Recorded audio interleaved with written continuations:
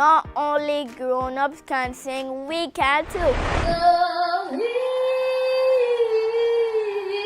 on me, baby.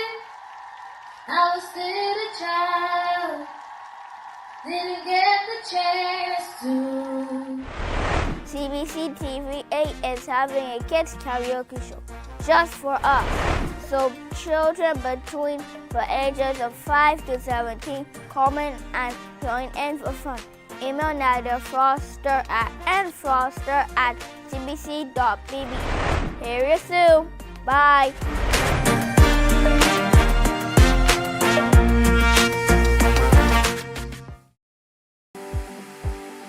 For the past 19 years, QFM has been sharing with you, learning from you, and together building a community for all mature audiences. That's why we say Q is good for you.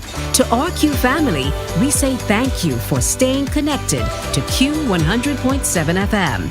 QFM is a station of the Caribbean Broadcasting Corporation. CBC, celebrating 60, connecting Barbadian communities.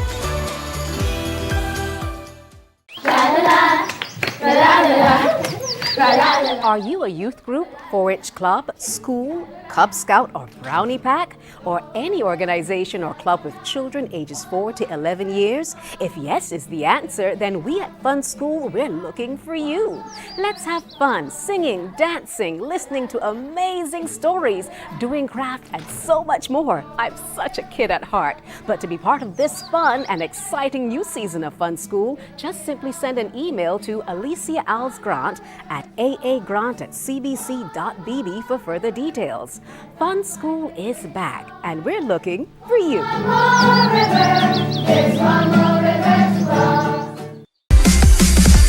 While you go about your business, we go about our business, and that is gathering the news. Stay up to date at CBC News Barbados on Facebook, Instagram, and Twitter. Get news update on radio throughout the day. And join us for the CBC News Night at 7 every night. CBC News team is on the job and bringing you the news. There is a saying, you can find a Bajan anywhere. Are you a Bajan living abroad? Or do you know of one who has migrated to another country? Well, we at Mornin Barbados would love to have you or them on our Bajan Afar segment. Share your amazing stories, experiences, and how you have adapted to a new culture. Send us an email to morninbarbados@cbc.bb, and together we will travel the world.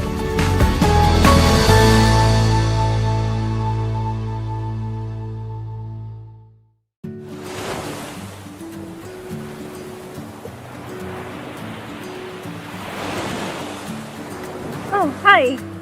My name is Stacia Whitaker, and I'm a registered dietitian nutritionist and a member of the Heart and Stroke Childhood Obesity Prevention Coalition.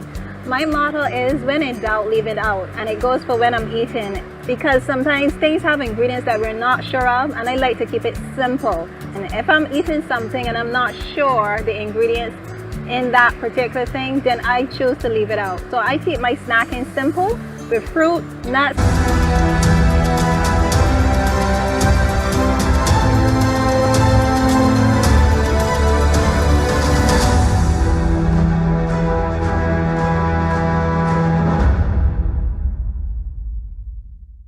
This is the CBC Morning Report for today, Wednesday, October 11th. I am Tisha Hines. Good morning.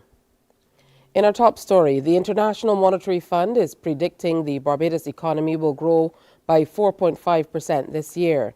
The figure is contained in the IMF World Economic Outlook released yesterday. This is on par with the Central Bank of Barbados' prediction in July, which suggested real GDP was on track to grow by about 4 to 5%, contingent on a continued recovery in tourism activity and increased private sector investments.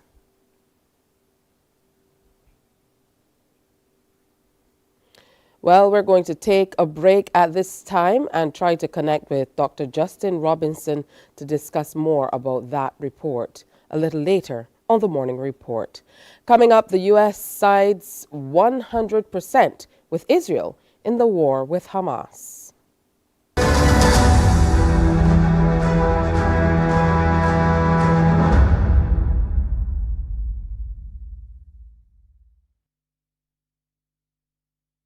Enjoy movies, soaps, drama, comedy, inspiration, education, music, and more. You get it all when you get MCTV, because MCTV gives you more. The facts say Morning Barbados reaches an audience of over 50,000 and Newsnight reaches over 56,000. It's simple. When you advertise, you're getting your message to over 50,000 of your potential customers. Make the call to CBC Sales Department today and watch your business grow. Contact us at 467-5559 or email marketing@cbc.bb.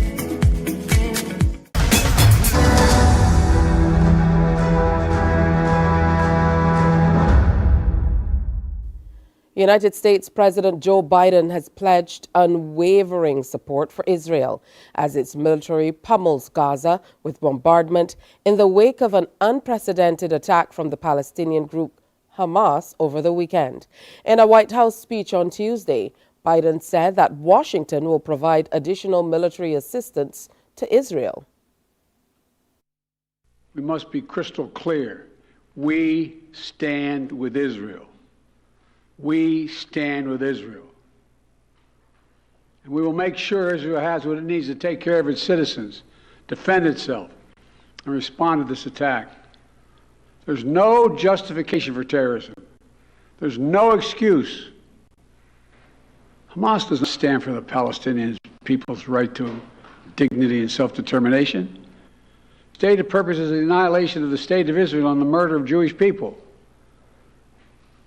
They use Palestinian civilians as human shields. Hamas offers nothing but terror and bloodshed with no regard to who pays the price. In Gaza, there are growing concerns about the humanitarian situation, as Ressul Sutter reports. Building after building, block after block. All are now leveled. Many people inside, including children and the elderly, did not have time to escape. By midday on Tuesday, Israel had bombed nearly 2,000 locations in the densely populated Gaza Strip and promised to intensify its assault, leaving the 2.3 million Palestinians living there with nowhere to go. The Israeli army made a phone call to a person who wasn't here. He was in Al Rimal. We came running and they told one of our neighbors that the building has to be evacuated. Where should they go? They said they can go to the sea. People started running and suddenly we heard an explosion. My brother's 2 children were standing in the doorway. They were killed. On Monday, the Israeli defense minister announced a complete siege of the Gaza Strip, cutting off supplies of electricity, fuel, food, and water. The unrelenting bombardment of homes, communication towers, hospitals, roads, and mosques has become a daily occurrence. Our area, Al Rimal, is a quiet area, but when I came here, I didn't recognize it. It's completely destroyed. All its features have changed. This is unfair. This is terrorism. There is no humanity. Families here live in peace and do not have any links to anything. What happened was revenge, a crime. People are searching for survivors under the rubble. Nowhere is safe, and there is nowhere to go, they say. We are told to evacuate the eastern part of Khan Yunis and go to a safe place, but there is no safe place in the Gaza Strip. This hospital in Rafah is understaffed and under-equipped, and the number of people arriving here needing treatment keeps growing. Some of these children's parents have died. Many don't know yet how much they have lost. Now there's a real massacre being committed against innocent civilians in the Sabra area. There are dozens of victims, and ambulances and civilian vehicles are still evacuating the victims from this house that was directly targeted. Journalists reporting on the front lines of this war have also become targets. They, like many of Gaza's faces, are now gone forever. The Israeli airstrikes have already killed hundreds of people and injured thousands. But people in Gaza fear the worst is still to come.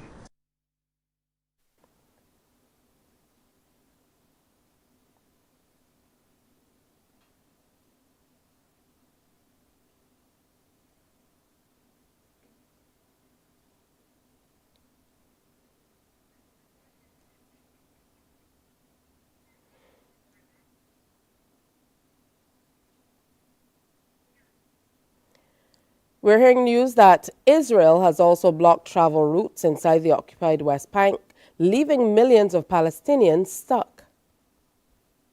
The occupied West Bank is now not only occupied, it's effectively blockaded. The Israeli army has turned it into an archipelago of separation. You can't leave your home to go visit family or friends in a neighboring area. 3.2 million Palestinians are simply stuck. I left 10 minutes ago. I am sick, but they're not letting me in. This is worse than when we used mules to move around in the old days. Now we can't even get anywhere with cars. Israeli forces have also severely restricted the border with Jordan, the only crossing point for Palestinians who want to travel abroad, leaving thousands stranded. Suhail Khaliliya is the head of settlement monitoring at the Applied Research Institute, Jerusalem. He specializes in Israel's system of checkpoints and restrictions on Palestinians. The West Bank is surrounded by more than 567 checkpoints by the occupation, at the Green Line or within the West Bank. These new restrictions have turned it into small prisons, and the occupier controls all entries and exits. This is the DCO checkpoint just north of Ramallah. It divides Palestinian territory. Now, the Israelis make it very difficult for Palestinians to normally cross this checkpoint, but now it's impossible. They've just shut it down completely. In the Palestinian town of Huwara, this road that runs through it cannot be used by Palestinians. Sometimes the Israelis make exceptions for medical or family emergencies, but even that small concession has now gone. If you're Palestinian and you visited a neighbouring area on Saturday, you're now stuck there. Many here feel this effective blockade may not be temporary, that it's simply a precursor to even heavier Israeli restrictions that may well become permanent. It's time now to preview what's coming up on Morning Barbados. Well, today is International Day of the Girl Child. We'll be telling you more about that. Plus, we're talking to the Heart and Stroke Foundation about an upcoming discussion. We're talking HR with the Human Resources Management Association of Barbados President Nicholas Roberts as we delve into harmonizing career and soul. A professional renaissance is the general topic. And on breast health and breast cancer awareness, we continue our discussion with Dr. Dale Springer as we observe Breast Cancer Awareness Month throughout October. Plus Doc Talk as we talk about men's health with Dr. Paul Rouse. All before we tell you about the NCF's 50th anniversary of NIFCA celebration and the upcoming launch on Friday. That's at 6:30, but next we have more news, sports and weather. Stay with us.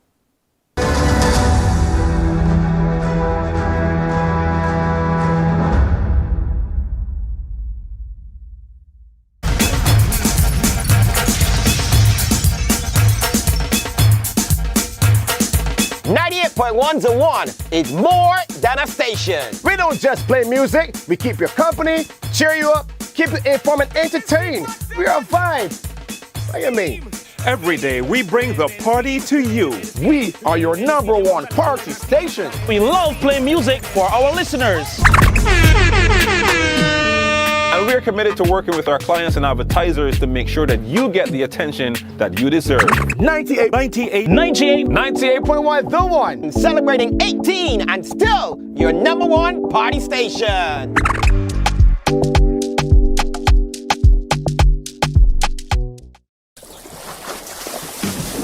From the beautiful shores of the gem of the Caribbean, Barbados, home of the amazing Harrison's Cave, the tantalizing Oystins Bay Garden, our historic garrison, the indigenous road tennis, and the friendliest people in the world. We are 94.7 FM, the ultimate Bajan experience.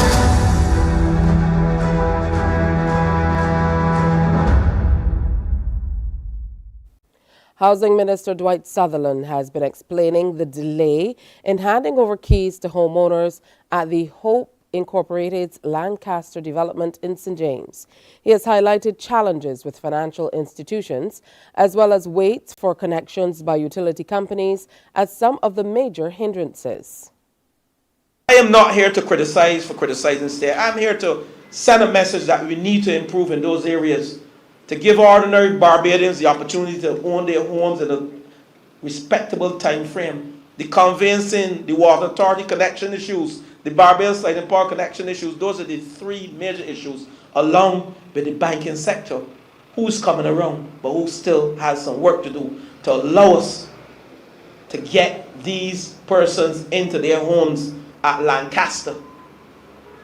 We have 57 houses waiting and persons ready to receive the keys. I've done everything else, but some of these minor issues are stopping them. Proposals to help make air travel safer are among suggestions coming out of a recently held reunion of current and former airport staff.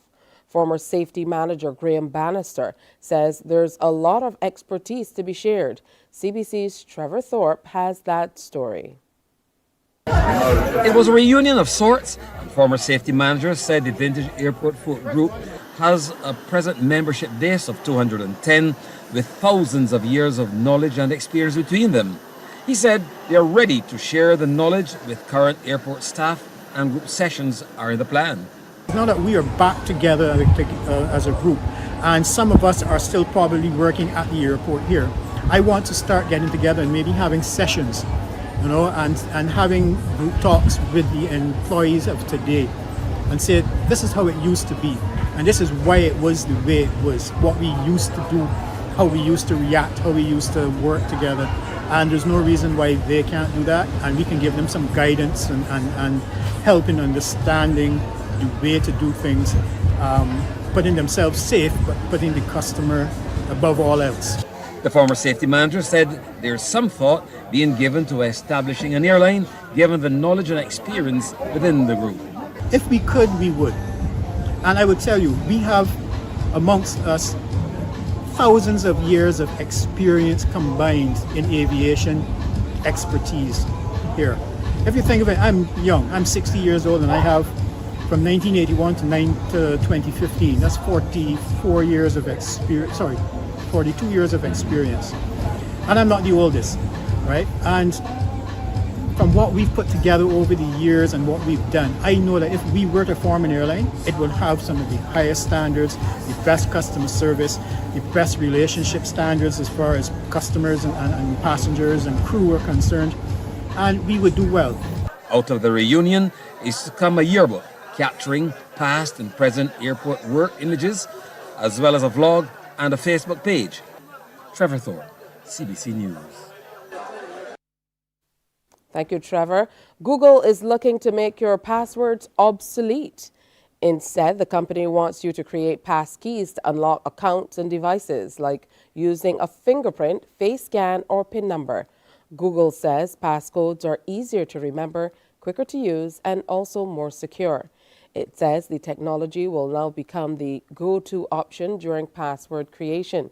Users can, however, still bypass passkeys altogether and keep their passwords. Passkeys are now used across YouTube, Maps, Uber, eBay, and it's also coming to WhatsApp. Apple rolled out its passkey option with the release of the iOS 16. Jamaica's National Integrity Action is intensifying its efforts to address what is characterized as inadequate parliamentary oversight. Professor Trevor Monroe, the founding director of the NIA, highlights three key deficits in this regard. Over the past 30 years, he has observed a growing public dissatisfaction with democracy. CVM Television brings us the story. Governance is not the purview of any political party. Governance is a purview of the people. And on that note, the National Integrity Action launched its Zancas project. The project intended to strengthen accountability of institutions designed for democratic governance is believed to have come at an appropriate time. According to founding director of the National Integrity Action, Professor Trevor Monroe, findings revealed by the NIA suggest a significantly debilitated and weak parliamentary oversight as a result of the fusion between the executive and legislative arms of government. He adds the findings relate to 4 particular deficiencies. Firstly, the tabling and answering of parliamentary questions. In the parliamentary year 2021-2022, MPs tabled 21 questions. Of these, 12 were answered within the time frame required by the standing orders. Secondly, the tabling and debate of private members' motions. In the parliamentary year 2021-22, 4 such were tabled in the Senate and debated. The other 2 deficits he notes are the tabling and debating of private members' bills, adding the bills were tabled but not debated. And finally, the absence of a code of conduct for parliamentarians, which holds great importance to the Integrity Action Commission. Professor Monroe says this code of conduct was promised in Jamaica's National Development Plan, Vision 2030, back in 2009. The code of conduct, ostensibly completed by the Ministry of Legal and Constitutional Affairs. In fact, the minister indicated this in her sectoral debate, that this code has been completed and had been referred to Cabinet, but it has not been placed before this committee. Monroe points out this conduct would outline the desired behaviors of parliamentarians and provide a means of imposing sanctions for deviant conduct. He adds Parliament is the only branch of government without one. Concluding his assessment, Professor Monroe notes parliamentary oversight requires stronger acknowledgement and operation of the separation of powers. St. Lucia's Prime Minister Philip J. Pierre has stressed the importance of non-interference in a country's internal affairs. During his visit to Venezuela, the 2 sides discussed a range of issues of mutual interest, as we hear in this HTS report. St. Lucia's Prime Minister Philip J. Pierre, on his official visit to Venezuela, reiterated the island's position of the right of states in geopolitical matters. Speaking during an interview with the Caracas-headquartered television news network, Telesur, Pierre pointed out that St. Lucia and Venezuela have had bilateral ties since 1979, save for a brief official disengagement during the previous 2016-2021 UWP administration. Pierre, who noted that the friendship resumed after his party won the 2021 elections, underscored the importance of a country's right to national self-determination. We accepted the ambassador to our country, and then we continued that friendship that had been broken for a short while. We think that Venezuela has been a good friend to us. Venezuela has assisted us in many aspects of our life in St. Lucia, and we believe we like the courage of the people of Venezuela. It is our belief that there ought to be no interference in the external affairs of any country. We think every country and every people has its right to determine their friends, their future, and what policies they want for their people. We think it's a fundamental right for every country to determine its own internal affairs. So St. Lucia has taken a position that we will never support any intrusion in the internal affairs of any country. The Prime Minister twice at the United Nations requested the removal of sanctions against Venezuela. He has also repeated calls to lift trade restrictions on Cuba, which continues to provide assistance to the region in education and health. Pierre points out St. Lucia's position is consistent with the foreign policy stance of CARICOM as a bloc. We are friends to Cuba. We are friends to Venezuela. This has been a CARICOM position. It's a position which almost every country in CARICOM has taken that position. that we remain friends with Cuba and Venezuela. In fact, we think that if our region is a zone of peace, and that is what we strive for a region to be a zone of peace, a region where there is no conflict, where there is no war. For the next 3 years, Guyana's forensic science capabilities will be boosted since the government has contracted the services of 4 foreign experts. These experts from India will be tasked with training Guyanese personnel, including police officers. The Attorney General and Minister of Legal Affairs, Anil Nandal, notes that aside from the local capacity building, the government is focused on investing in the necessary equipment to guarantee that much-needed forensic services can be carried out in Georgetown. Crime and criminality is now becoming very, very sophisticated, and we can't continue with the traditional way of investigation. Government is committed to equip our forensic laboratory, and to add to what is there already, we have imported 4 highly qualified forensic experts who are going to be attached to the lab for the next 3 years. I have also asked the University of Guyana to sit with those experts and work out a training program in forensic sciences. And these persons, when I examine their resume, they are experts in a series of forensic sciences, forensic photography, they know to examine documents, ballistic expertise, fingerprinting, and the whole areas, crime scene, investigation, etc. And I'm hoping that the judiciary and the magistracy will take advantage of whatever training programs are worked out at the University of Guyana. While amidst growing concerns about cyberbullying and cybersecurity, parents in Grenada have been warned to be proactive regarding their children's safety. They're being advised to monitor the online activities. We hear more from MTV News. As a Child Month celebration continues, official attached to the cybersecurity incident response team, Jarvis Dabrio, stressed the critical need for robust online safety measures for children. In a recent interview with MTV News, Dabrio said there can be grave implications if children's online activities are left unhinged, given what transpired several months ago. July and into August, those 2 months, but more so July, when we had the most reports coming into the national CSIRT of bullying, right? Different groups being formed, specifically targeting all children, whether at the upper primary school, the secondary school, or even the college level. Lots of really nasty things were said and shared and posted and so forth.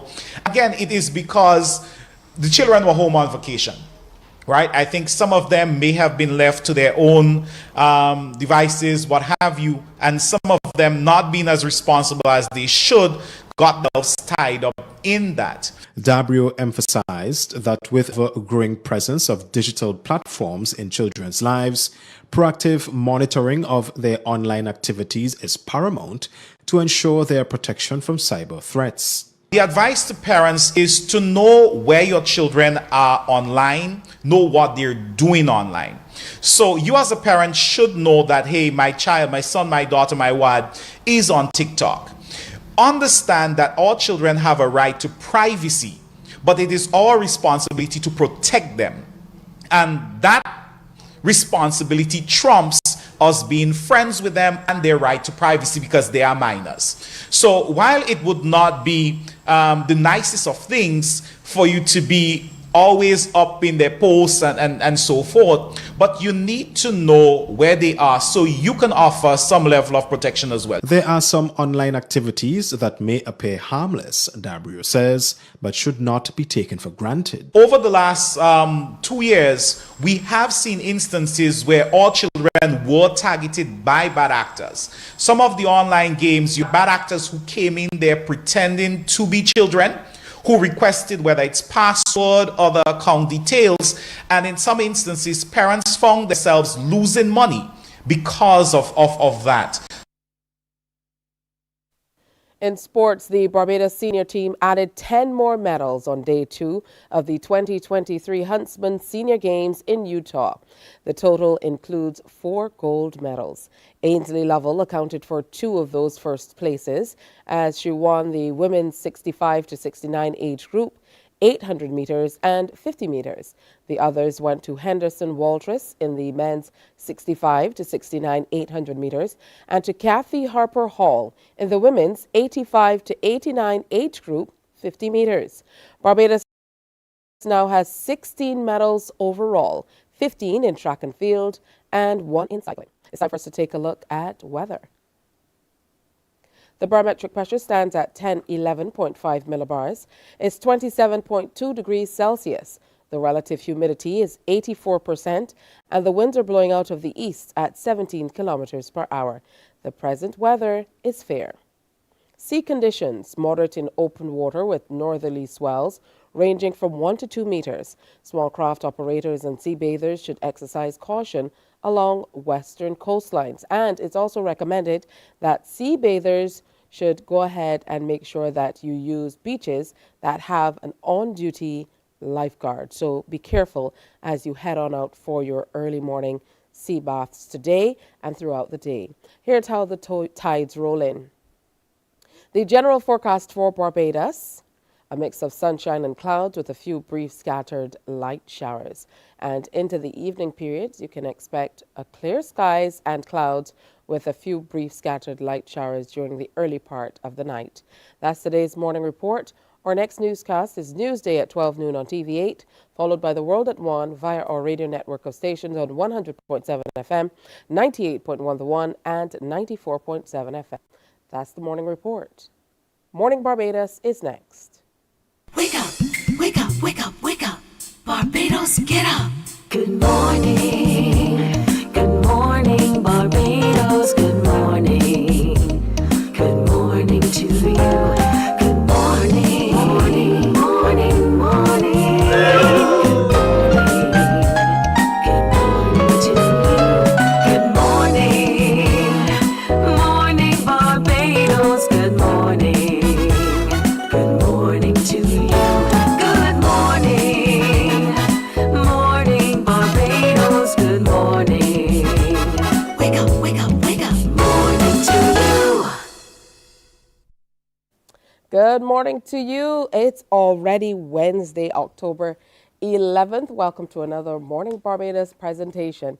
I'm Tisha Hines. I'll be here with you until 8 o'clock this morning. How was your night? I don't know. I don't think I got enough rest. Maybe that's it. But who knows? You know, that'll come when it comes. Sometimes, you know, it's interesting to see how you're able to sleep. Some nights you can, some nights you do. I don't know. Last night was one of those nights I was kind of just not, I guess the body was not in the mood for sleeping. Who knows? Maybe you have that challenge as well. But we can talk about that in another forum. Make sure you follow us online. I want to say a special good morning to those of you who do follow us online on YouTube and Facebook, especially to the Morning Barbados chat group. Those ladies and gents are always on point with Morning Barbados. And we have a few people who are locked on. Good morning to the Collins, Nicole and Cammie, always locked on every morning. The authors, they're always locked on too. So good morning, couples from here at CBC. Good morning to you. And Sandy Field, always sharing with us. So good morning to all of the Morning Barbados regulars as well. Today's International Day of the Girl Child. International Day of the Girl Child is an international observance declared by the United Nations. And it's also called the Day of Girls and the International Day of the Girl. So October 11th was the first day of the girl back in 2012. The observation supports more opportunity for girls and increases awareness of gender inequality faced by girls worldwide based on their gender. The inequality includes areas such as access to education, nutrition, legal rights, medical care, and protection from discrimination, violence against women, and forced child marriage. The celebration of the day also reflects the successful emergence of girls and young women as a distinct cohort in development policy, programming, campaigning, and research. To all the girls out there today, Morning Barbados would like to wish you a fantastic day. And in our neck of the woods, where it's not so obvious sometimes some of the challenges that girls face, just bear in mind that there are girls in other parts of the world who, never get an opportunity to go to school and things like that. So maybe do a little research on it, but be grateful for the strides that we have made. So all the best to all the girls today. All right. Now, coming up today, we're going to be talking with quite a few people. So we're going to keep you abreast of what's happening. But we want to start with the Heart and Stroke Foundation of Barbados. And Nicole Foster is a law lecturer at the UEK campus and policy advisor for the Healthy Caribbean Coalition. There's a new campaign on the horizon. We've been hearing much about it. Dr. Kia, she has really been pushing for this. We also heard Dr. Connell talking a lot about it. It's the Give Us Warning Labels campaign. And this is very, very important. So let's invite Nicole Foster to come on in and let's talk about it. Good morning, Nicole. Good to have you with us. Good morning, Tisha. Pleasure to be here. Wonderful to have you. Let's talk now about this Give Us Warning Labels campaign. Let's talk about why it's so important to have front of packaging warning labels on food items. So it's really important, Tisha, because many of us are unable to really make informed, accurate decisions based on the labeling that we currently have. So we have the back of pack labeling. That's very difficult to understand. But in addition, even if we move that to the front, we know that the content of it is difficult. Most people take about 3 seconds to choose their food. And when you combine the fact of that, how quickly we choose what we buy, with the fact of the misleading marketing that is also associated with many of these products, which are high in salt, fat, and sugar, it becomes clear that we need to do something differently. And one of the ways in which we do something differently is to provide our consumers with a model that allows us to quickly, easily, and accurately identify foods that are high in salt, fat, and sugar. And what is so fantastic about this octagonal warning label scheme that the Heart and Stroke Foundation, UNICEF, PAHO, the Caribbean Institute for Health Research, and the Barbados Childhood Obesity Prevention Coalition are all strongly supporting, is that it doesn't matter your level of education, it doesn't matter your age, it works. It allows you to easily, quickly, and accurately, and that's really critical, identify those foods that are high in salt, sugar, and fat. And that is critical because we know that we're currently in an NCD's epidemic. And one of the factors that is driving this epidemic is our diet. Foods are overeating of foods high in salt, sugar, and fat. And there's nothing worse than thinking, okay, I'm going to make a good choice today. I'm going to choose something healthy. And actually you're not. Not because you didn't make the effort, not because you didn't want to do it, but because you weren't given the tools to make that choice. Basically. You know what? I'm really happy that you said that, Nicole, because sometimes we feel like we're making healthy choices, but we really are not. I know there are a lot of people out here who say, oh, we're having natural juices, and they feel like they're making a healthy choice, but because they're not able to see sugar content or the fact that it's really not coming from the actual fruit itself. Sometimes it's just flavoring and this, that, and the other. You really are not making a healthy choice, but people don't know. So with the campaign, though, who are we targeting? Is it for the public to be more aware? Are you advocating for policy change? Is it that you're trying to get manufacturers more on board, or is it a combination of all factors? It's in a way a combination of all factors, but the campaign is being launched now because we are at a critical stage in our journey here in CARICOM and in Barbados in terms of whether we're serious about our health and whether we're serious about making a difference in terms of the environment in which we live, which so clearly influences heavily the choices we make and in terms of food and impacts our overall health. And it's important we're at a turning point because come the 14th of October, CARICOM will be putting in their final votes across the region. So going back since I think it was since 2012, 2014, CARFA, the Caribbean Public Health Agency, CARICOM's public health arm, and COSOD, or ministers at that level, would have endorsed something called a 6-point policy package as part of the response of the region to our NCD's epidemic. So it has many elements to it. One of it was front-to-back labeling. And so we're now at the stage where COSQ, we've been at this for 5 years, since 2018. We've had extensive discussions across the region, and COSQ is managing the standards agency in CARICOM, is managing that process. And we're now at the stage where we're saying, look, member states need to step up and stand up for their people and say yes to the standard. You need to vote on the standard. So as CARICOM, we've made a choice that we're going to have front-to-back labels because we understand that that is important, move it from the back to the front. But we're right now trying to decide which model. And basically, that's what campaign is aimed at. It's aimed at helping our policymakers, but also to members of the public, which are the constituents of our policymakers, understand why it is important for them to vote yes for the octagonal warning label model as opposed to any other model. Some will argue that this is just the beginning and there still needs to be wider public engagement and, of course, education as relates to that. I had a colleague one day, I had a conversation with Dr. Kia, and one colleague said, well, cigarettes say these products, if you smoke this, it will kill you, and people are still smoking cigarettes. But, at least people have the right to education and information, which is what this entire campaign is inspired by.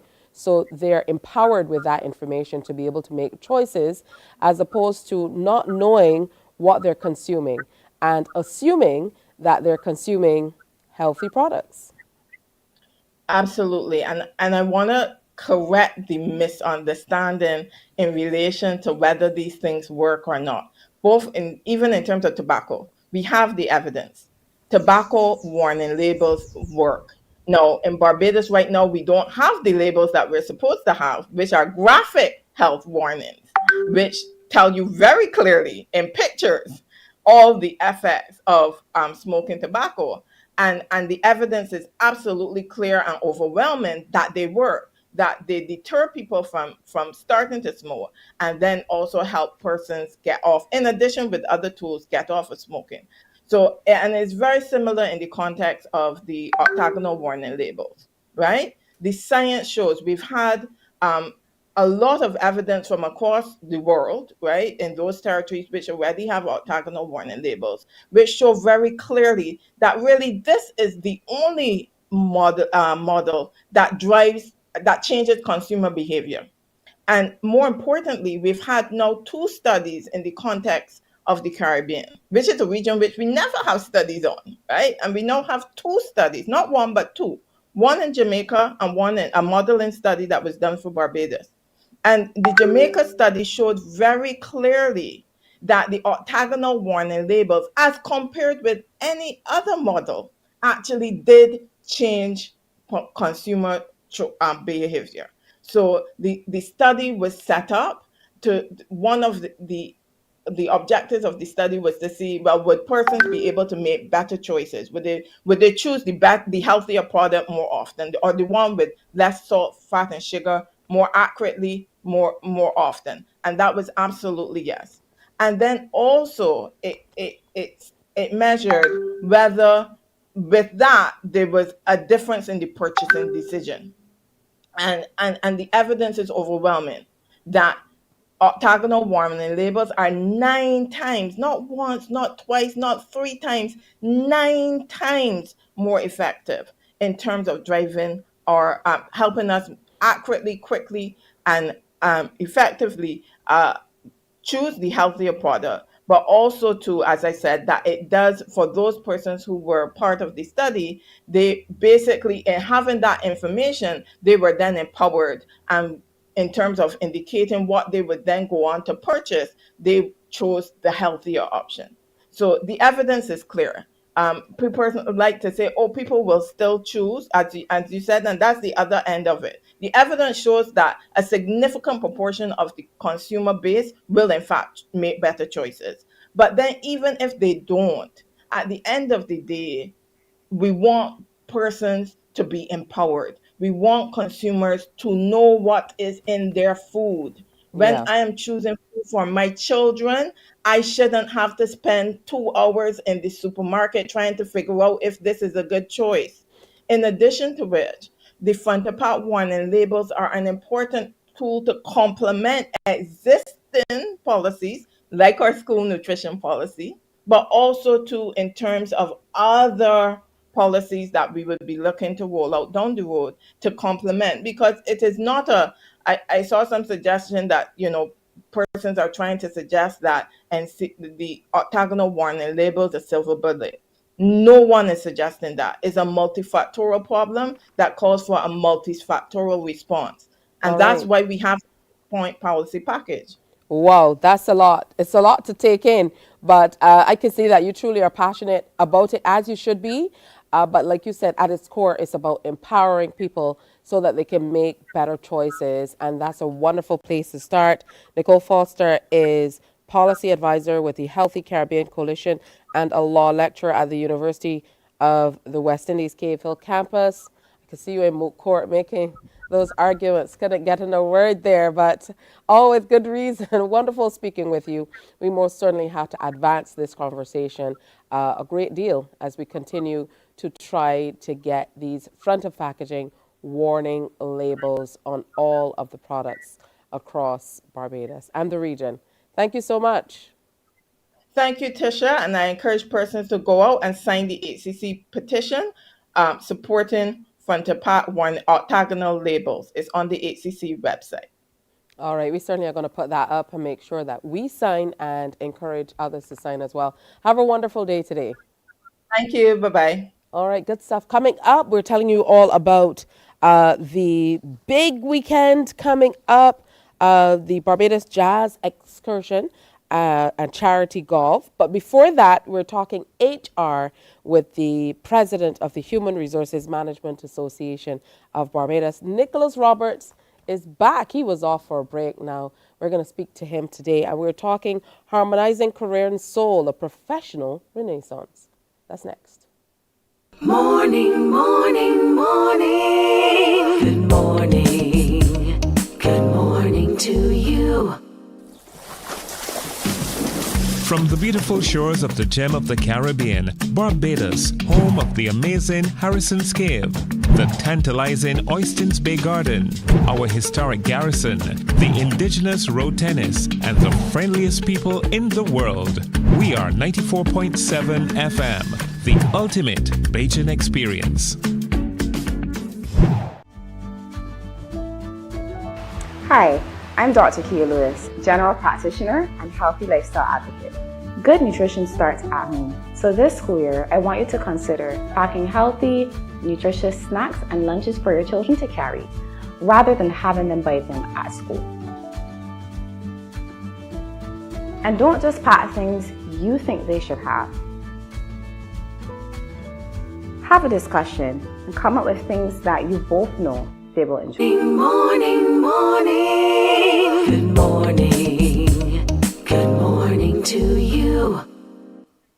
Welcome back to Morning Barbados. Already 13 minutes before 7 o'clock. It's time for us to talk HR with the Human Resources Management Association of Barbados. And President Nicholas Roberts is back with us this morning. Good morning to you, Nicholas. Hey, morning. How are you doing? I'm doing well. You ran away from us for a minute, so it's good to have you back as we look at something that's very interesting. A lot of the times people get caught up in their careers or they get caught up in jobs and they aren't necessarily able to align their personal goals with their professional goals. So today I know you want to talk about harmonizing career and soul, and you've deemed it a professional renaissance. Tell me what that means. So, a renaissance speaks to something that is new, something that has been rebirthed. And when I was thinking about this topic, I thought about the pandemic. The pandemic changed a lot about what we did and what we still do when it comes to work. Some, unfortunately, we've kept. Others we haven't kept. But that is a conversation for another time. But I think what was important was there was something that was deemed the Great Resignation that happened as a result of the pandemic. This saw a lot of people leaving their jobs, and these were people that were in their jobs for many years. And this was in Barbados, the region, the world at large, but you were mostly seeing it internationally. And this was as a result of people having an awakening due to them realizing that there was more to their life than work. And I think it is still, the effects of it are still being seen now, where people would rather work for less or work in a job that they love or that gives them meaning and purpose, as opposed to doing a job that doesn't fulfill them. And I think that is very important in terms of, I as an HR practitioner, the HR practitioners that serve the various organizations that we work within, how is it that we're meeting the needs of our employees? And how is it that we're helping them to reach their best potential when it is that they're realizing that they're working in a job that they necessarily do not like or they don't love, or there are aspects of it that are not necessarily meeting their innate needs. So in a nutshell, a renaissance is a renewal. And I think that renewal came about due to the pandemic, and effects of it are still being seen now within 2023. So what are some of these steps that people can take to be able to move toward harmonizing, their personal goals or personal lives, what they want for themselves and their careers? Mm-hmm. First of all, you need to know what it is that you want for yourself, both professionally and personally. If you don't know where you want to get to, you're going to be at a loss. So if it is that you know that you have a passion, for instance, I love practicing HR, I love management consulting. If it is that I know at my core that these are things that I want to do in my professional life, then what is it that I am doing to strengthen my skill set within that area? And once I'm doing those things to strengthen my professional goals, are they aligning with my personal goals? So first of all, you need to do a self-audit. And coming out of that self-audit, you need to do a serious introspection. And through doing that introspection, you understand what it is that you need to do to get to where you want to get to. So is it that you need to do more courses? Is it that you need to get a coach? Is it that you need to ask within your organization for better mentoring from your supervisor or your manager? So coming out of that introspection, that self-audit, you then need to put some things into practice in terms of making things better, making that alignment that you're looking for to improve both your professional and your personal life. What can HR departments do to kind of assess and measure, first of all, initiatives that they can implement that engage employees more, add to productivity, and contribute to overall retention? What are some of these activities that can be done? Mm-hmm. So within HR, throughout the last few months, we've been talking a lot about HR becoming more strategic, and this is where data analysis comes into place. We need HR practitioners and HR departments need to be looking at the ROI analysis and looking to see what is the return on investment based on the initiatives that we put on. Many weeks ago, or even months at this point in time, I think I spoke about once upon a time the be all fix all for organizations was throwing a pizza party And that seemed to be the thing to make employees feel good about themselves. Many organizations the world over are recognizing pizza parties are not the plaster on the store for everything within an organization. So when it is that you put on initiatives, whether it be a Be Well Work Well initiative, whether it is a mental health initiative, whether it is that you have rolled out a performance improvement initiative or performance development plans within your organization, how it is that we're measuring those initiatives to see how they have made an impact. And the only way that we can do that is by having data, empirical data, to see how it is that these are touching the lives of our employees. Because at the heart of HR, as I keep saying, are the people.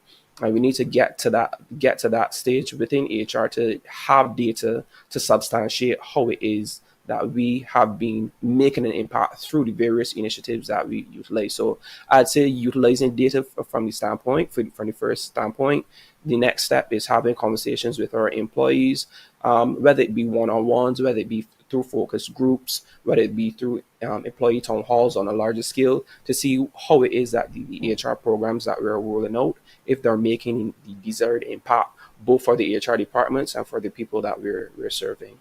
So we're on the same page. What are the desired or ideal outcomes to these initiatives? Pizza parties, as you call them. I've never been to one. Maybe I need to switch jobs. But what's the ideal outcome for these initiatives? I know a lot of companies certainly look at retention differently. We might say employee turnover is high, but there are some companies who, they revel in that. That's what they want. So I would imagine it's based on which company you look at, what model they're using. But what are the outcomes that we're hoping for when we move towards these initiatives to engage employees and gather that empirical data that you talked about? So the employee value proposition is very important. And that is just a very fancy way of saying, what is the employee getting out of working for an organization? Now, various things motivate different people. So some people are motivated innately. Some people are motivated by money. Some people are motivated by the culture, the working environment that they're in. That is why HR is something that, when I always laugh when people say, oh, HR is a airy-fairy something or something that is very simple. No, you're dealing with people. And at the heart of it, people are not the easiest thing at times to understand. But at the heart of it, the best predictor of future behavior is past behavior. So at the heart of it, we're trying to, as you so already said, employee retention and employee engagement. Some organizations or some industries, a high turnover is great.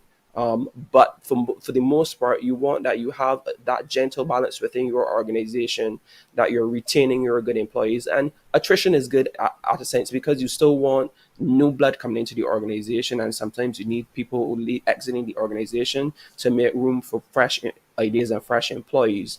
But at the heart of it, we want that we have employees that are staying with the organization, who are pushing the organization to grow and change.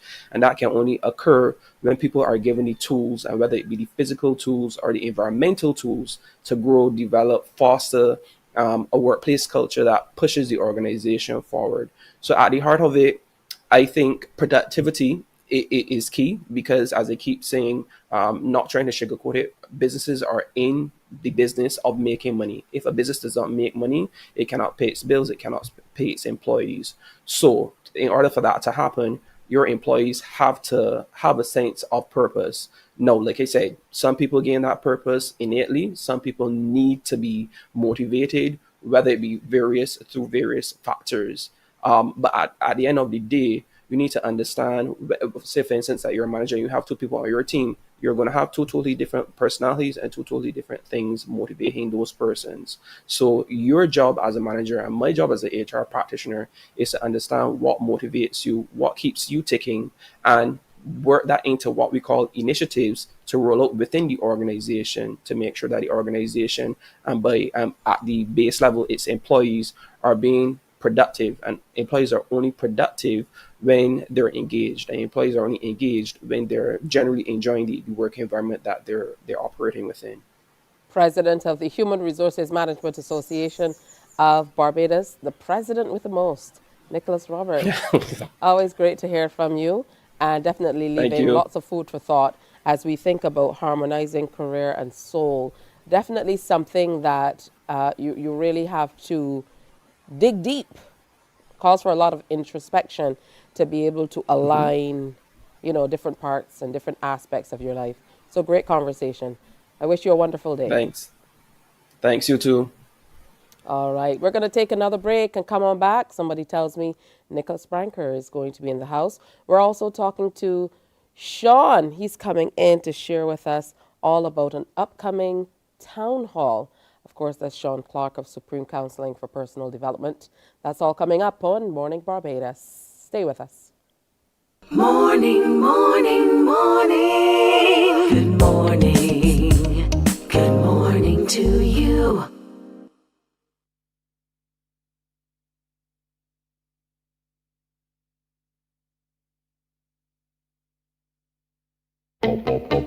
We enjoy a game of dominoes and singing karaoke. I just love cruise. When you love me just a little bit longer. You get to relax and have a drink and listen to some nice music. It's something different. It's spectacular. It's fabulous. You know, it's a different feeling altogether. I never feel so good in a party yet. Follow me to Q in the Community this Thursday.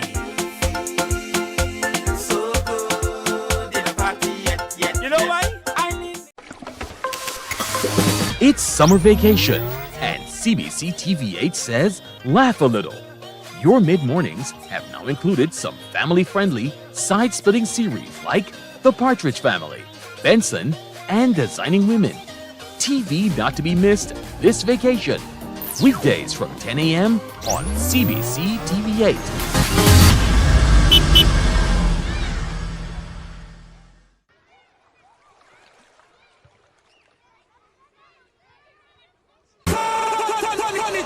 It's Match Day Live from the 246. Morning, morning, morning. Good morning. Good morning to you. All right, so welcome back. I want to share a quick story coming out of that HR segment. So a new employee was introduced to me yesterday, and he introduced himself, and he said something like, Tisha Hines, and then he said something else. And I didn't understand. And I said, you know, sorry, what did you say? I didn't understand you. And he said, oh, that's how young people talk now. And I said, what? I said, you're changing the English language. I said, so you're not talking like you type, you know, like you skip pronouns and stuff like that. And listen, it was funny. So think about that as you go through your day. Make complete sentences. How about that? On that note, let me say a welcome and good morning to Sean Clark of Supreme Counseling for Personal Development. Hi there, Sean. How do you do? Good morning. I am well. How are you doing? I'm doing well, too. It's good to have you with us. It's always good to be here. Yeah, we're saying we're okay, but I was saying that my throat feels a little tickly, I call it. Yes. And you said that your throat feels the same way, too? It feels the same way. Yeah, but there's a lot happening in the environment. Yes. So we definitely have to take care of ourselves when it comes to that. Especially when you're getting young. You can keep that. Definitely getting young. So we're talking about a town hall coming up on Saturday. Yes. It's going to be at the St. Michael's School. And this really is a long-awaited initiative. Mm-hmm. So tell us what the focus will be all about. Well, it's the first in our parenting series, where we are decentralizing the services at Supreme Counseling for Personal Development, and we are taking parenting seminars to the community. We are starting on Saturday, as you said, at the St. Michael's School, and the topic, anger management and my child. We're going to have a team of experts with us. We have Tanya Newton, who is a clinical psychologist, Shadia Watson, another clinical psychologist. We have Cynthia Phillips. I almost called her Cynthia Ford, great women. Cynthia Phillips, she has her doctorate in psychology. I would also sit on that panel, and there's a very, very professional young lady by the name of Tisha Hines, who is going to be our host. It's going to be a fantastic time. We're asking Barbadians to come out. We start at 5 p.m. sharp. We're going to start by having Massey Foundation Inc. They're going to join us.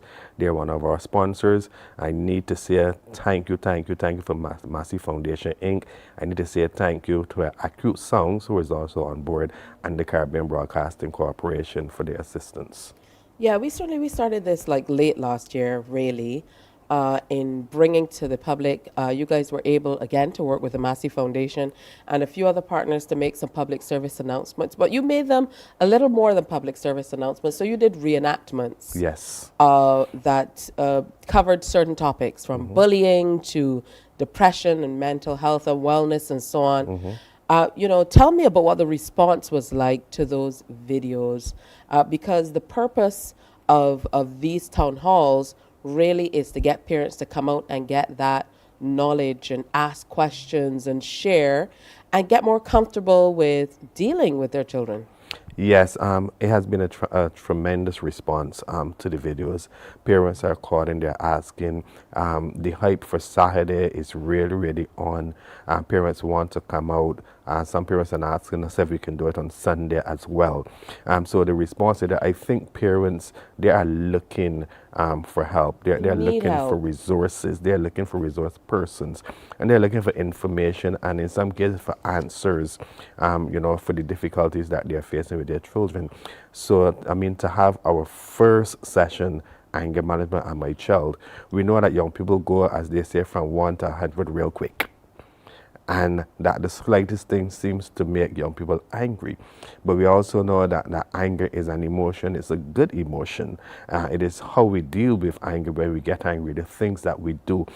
So we're going to be sharing that information with parents. We're going to be sharing tips. We're going to be answering questions, because there'll be a question and answer, so that it would not be a situation where you're just sitting listening to the experts, but you're going to be involved. It's going to be a very interactive session. Parents really need to come out. Some years ago, I did some training through UNICEF and the OECS juvenile program. Hate that word juvenile, because it brings so many negative connotations in association with a number of agencies. And one thing that stays with me, even now from that training, is they talked about the importance of children having representation. If we read about or we hear about what's happening with young people, a lot of the times we have parents who go, in front of the courts where the children have to go to court, and they kind of throw up their arms and they say, I don't know what to do. I can't do anything else. I need your help. I can't do anything else. And what they said is, when you do that, you don't give them an opportunity, because you've already said that you as the parent are at the end of your tether.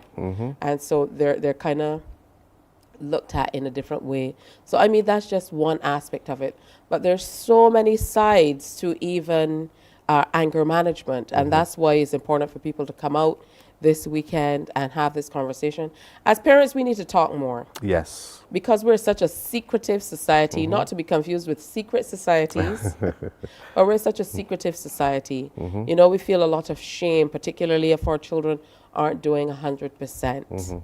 But this is an opportunity to be open and honest. Yes. Come out and share and get that help. I get it. And then you need for you and your realize child. when you start to talk that some of the concerns that you have, and I say concerns are not necessarily problems or difficulties, some of the concerns that you have, you realize that they're not unique to you, that they're other people. She going through that too. Yep. He got that same problem. So it's good to talk things out and to be able to get the answers and to get some techniques that you can go home and try as well, to get the situation going. The good thing about the town hall meetings is that the psychologist will be on board to have discussions with you even after the discussion is finished. So it's not a situation where we come, talk, hop in our vehicles and go.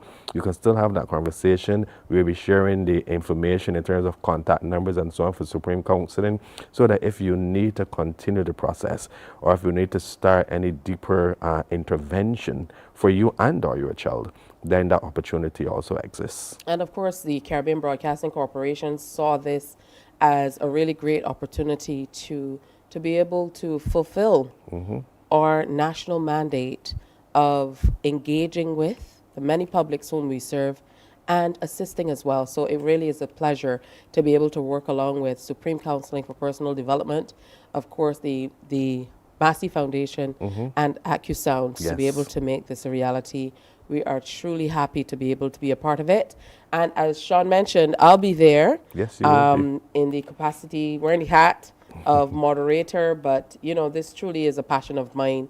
And I've had my own experiences with young people at anger management, and believe me, I can't wait until Saturday. I have to offload too, even though I'm there. And I know there are a lot of parents who feel that as well. So thank you, Sean. Thank We you for definitely having will me. continue to update everybody. You're not going anywhere. He's going to be back on Morning Barbados to talk more as we continue to grapple with and tackle this issue of anger management. That's just the first one, because there are others to come. There are We're others going to to be come. moving around the country as well. So come out this weekend and be a part of it. Parenting has become more challenging than ever, so it's time to empower parents with the tools necessary to navigate the complexities of raising children. Supreme Counseling for Personal Development, in association with Massey Foundation Barbados, CBC and AccuSounds, presents Anger Management and My Child, the first in a series of enlightening and thought-provoking discussions happening in locations all across the island. We've gathered a team of renowned experts and experienced counselors who will guide you through the journey of anger management and its impact on your child's development. Come join us on Saturday, 14th October from 5 p.m. at the St. Michael's School. This session is not just another event. It's a life-changing experience.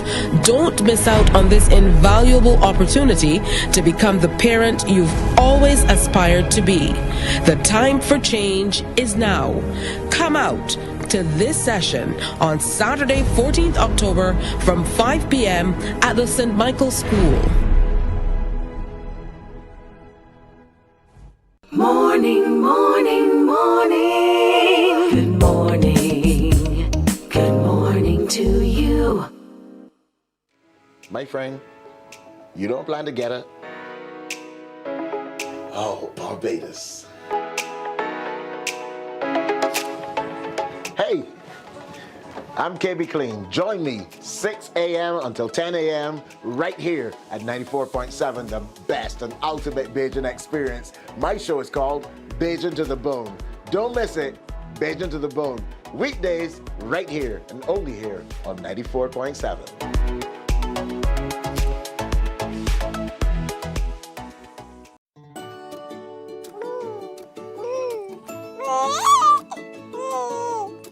I'm Anne St. John, a consultant pediatrician. When packing healthy lunch boxes, do include a fruit, which includes a banana, apple, orange, or grapes to supply fiber. Aim for low-calorie packaged snacks without the mention of flour or sugar amongst the first 4 ingredients on the back label. 1 in 3 children in Barbados is affected by overweight or obesity. Let us join together as parents and care providers to reduce the further development of this chronic non-communicable disease within our communities.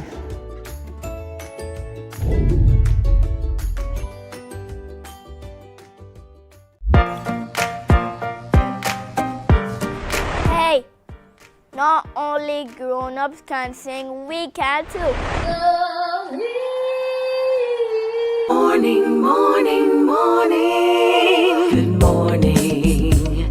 Good morning to you.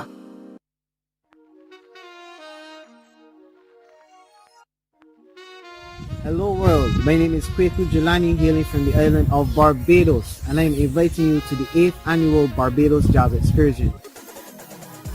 Hey, what's up? This is Flex Alexander, inviting you to join me in Barbados. Hey everybody, it's Chian here, and I have some really exciting news for you guys. I am going to be at the 8th annual Jazz Excursion. Hey people, Nicholas Branker here. Looking forward to seeing you at the 8th annual Jazz Excursion. Hello, I'm Peebo Bryson, inviting you to join me in beautiful Barbados this October. Hey y'all, it's your girl Regina Bell, and guess what? I'm gonna be in Barbados. Hello, I'm Kelly Cadegan, inviting you to the 8th Annual Barbados Jazz Excursion. What's up, y'all? This is Chris Spencer, and guess what? I'm going to be hosting the Barbados Jazz Excursion and Golf Weekend. Yes. Hey everybody, this is jazz saxophonist Elon Trotman. The Barbados Jazz Excursion comes back to Barbados October 13th, 14th, and 15th. Get your tickets. See you there. Definitely is upon us. Is coming up. Things kick off tomorrow. Guess who's going to be there? He was there. You saw him on the video. Nicholas Branker is in the house. Good morning to you, Nicholas. Morning, teacher. How are you? How are you? I'm all right. It would have been better to see you in my studio, but I'll take this on-screen thing here. My schedule is ridiculous. I couldn't make it at this, and they only called me last night, so I didn't have time to put things in place. Listen, one time I used to drive by you running on the road. Is that still a thing? I still run. I run 3 times a week. Yes. Absolutely love that. All right, so you're a part of this amazing initiative, the Barbados Jazz Excursion. It's where Elan Trotman, he's not forgotten Barbados. And every year he kind of gets together his friends and people he knows and wonderful artists.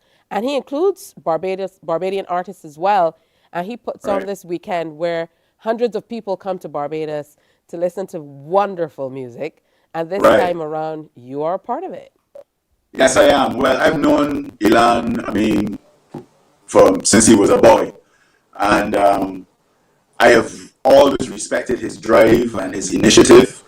And whenever I can, we always try to help out. And it will be, I think, the 3rd time we are playing, but this is a slightly different configuration now because he's trying to extend it past just bringing people into Barbados.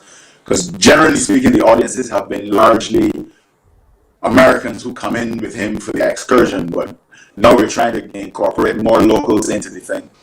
And so I am pleased to be part of it. Anytime he calls me, I would be like, yeah, okay, whatever you need, because I really respect his vision, and also the fact that he is, as you say, he's a Barbadian that's trying to make his name outside. But every year, he keeps coming back, and the interaction between foreign and local artists is also great because we get to meet people who we might not ordinarily have met. I worked with Roberta Flack for 10, 11 years. And as you probably know, she and P.O. Bryson have had a number of songs together. So I have worked with him many times. But some of the musicians in my band don't know them and they don't know us. So it's really a good chance to connect and to share ideas and exchange ideas and keep things moving. I'm looking forward to it a lot. Absolutely. And, I picked up on you saying that you admire Elan's drive because, ironically, he has a foundation called Never Lose Your Drive. And this is one of the major fundraisers for that entire initiative, where he gives young Barbadians an opportunity to learn an instrument. So the Head Start program is what it is. And the tagline is never lose your drive. So, it's wonderful that in all of this, he's giving back on many different levels, but most importantly, to be able to engage young Barbadians in music, which is your platform. Well, even if you're not trying to be a professional musician, I think it's important that in order to be kind of a well-rounded person, you have some kind of musical knowledge, and it helps you from, as we're talking about mental health this week, it helps you to kind of create a safe space for yourself where you can focus on a hobby that is positive and helps your brain, it helps your mind, it helps your soul, and it gives you a chance to appreciate music in a different way. If you can play but you're not as great as the others, then you get a sense of what it really takes and you have a better chance to analyze. And I think if the society, we as a whole, had better musicians in our audience, our performers would be better. because you're pushed to be even better than the audience is. That is something that I noticed in Cuba when I went, that everybody in Cuba can play. So if you're on a stage, you have to be better than just average. And I think that is something we should aspire to in Barbados. There are too many people who don't know anything about music at all. And I feel that is a shame. Absolutely. And we know what music can do for people. I mean, Yes. we've been told over and again the empirical data is there. But what are you looking forward to most this weekend, Nicholas? Because sometimes, you know, regular people like me forget that superstars like you also are fans of other superstars. So I know that there's some pretty big names who are going to be a part of the weekend coming up. So what are you looking forward to most this weekend? But to tell you the truth, I am looking forward to seeing my compatriots projecting themselves professionally and equally. That is what I'm looking forward to, because there are a lot of Barbadian artists on the different nights, and I'm looking forward to them presenting themselves in a way that you don't feel there's a discrepancy between them and the musicians who have come in. I am looking forward to Saturday, which is the night we are playing at Ilaro Court, because as I said, I've worked with people in different configurations with Roberta. I've never really seen Regina Bell perform, even though she's been here a couple of times. I'm looking forward to hearing her. There's a duet that they have that even the members of my band can't wait to hear them perform. And then we're working also with Xian on that night. And she is young, and people on them are seniors. And so we're going to have basically, and I'm in between, we're going to have 3 generations on stage doing 3 completely different things, but hopefully all will be great. And so everybody will get something that they want. I'm looking forward to that.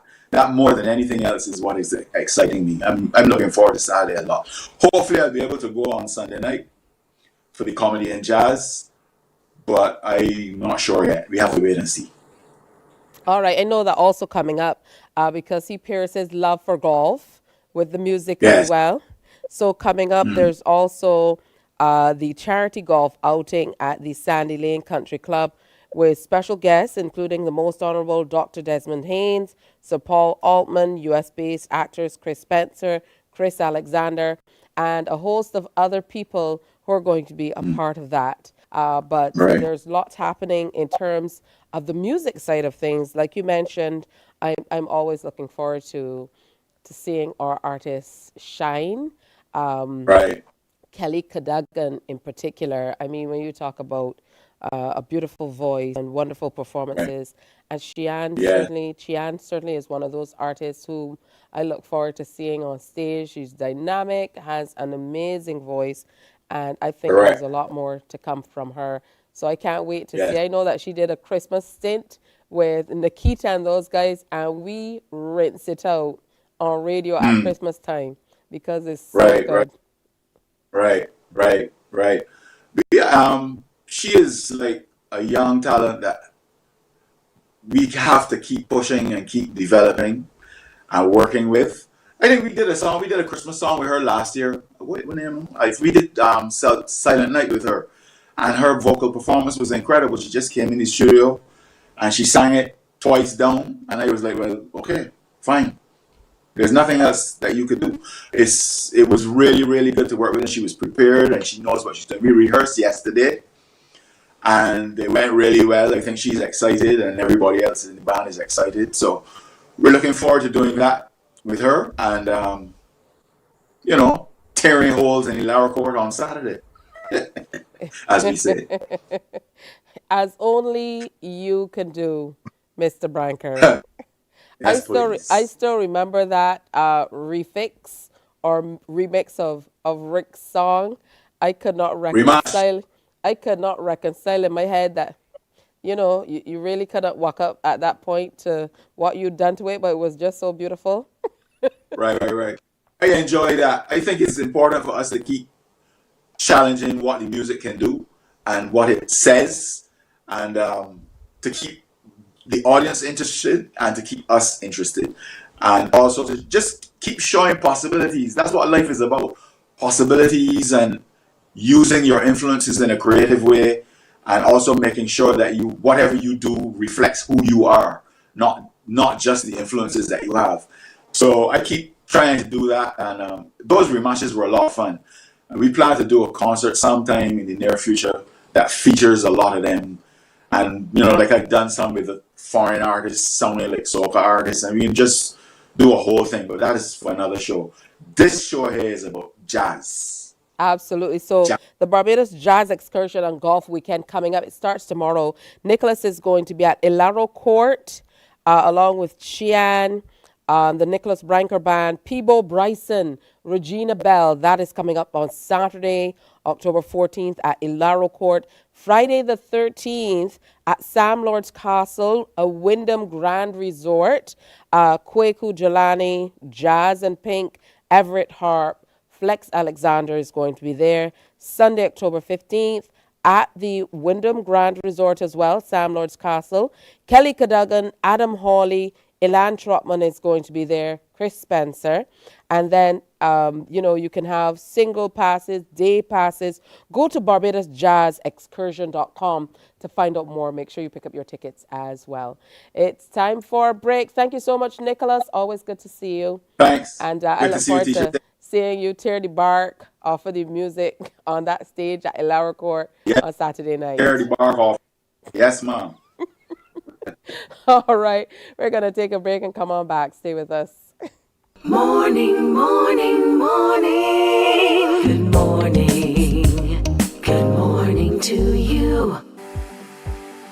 For the past 19 years, QFM has been sharing with you, learning from you, and together building a community for all mature audiences. That's why we say Q is good for you. To our Q family, we say thank you for staying connected to Q 100.7 FM. QFM is a station of the Caribbean Broadcasting Corporation. CBC, celebrating 60, connecting Barbadian communities.